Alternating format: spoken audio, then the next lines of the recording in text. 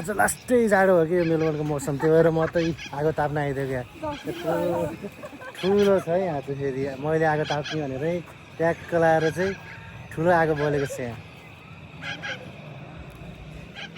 ल आज हाम्रो चाहिँ यहाँ भाउजू पनि हुनुहुन्छ, उहाँ भर्खर नेपालबाट अस्ट्रेलिया आउनुभएको छ र निकै नै उत्साहित हुनुहुन्छ उहाँ अस्ट्रेलिया आउनु भएर, मेलबर्न अस्ट्रेलियामा आउनुभएको छ।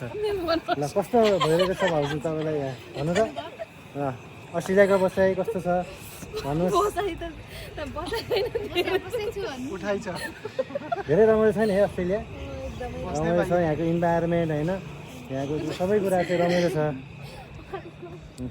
आज बेसै जाडो हो कि त्यही भएर हामी चाहिँ आगो ताप्न आइदियो क्या, ठुलो ग्यास बालेर आगो बलेको छ यहाँ, अनि हामी चाहिँ आगो ताप्न आएको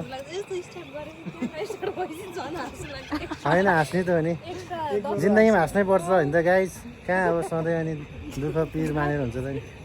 ल ल अन्त भ्यू कस्तो दामी भ्यू छ यहाँबाट, यो यस्तो हरियाली होइन यो रुखको, ओहो। अनि त्यसपछि चाहिँ टक्क पछाडिपट्टि सिटीको भ्यू छ।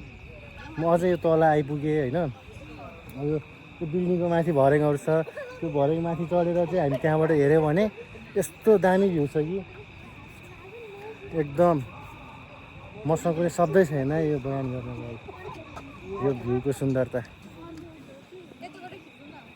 यहाँ खिचिरहेको छु, यहाँ सबैजना यहाँ हुनुहुन्छ, आगो तापिराख्नु भएको छ यो चिसो मौसममा, खुसीको हाँसो उहाँहरूको होइन। त्यो अनि मेलबर्न अस्ट्रेलियामा हुनुहुन्छ, अनि हाँस्नै पऱ्यो, खुसी हुनै पऱ्यो होइन। अनि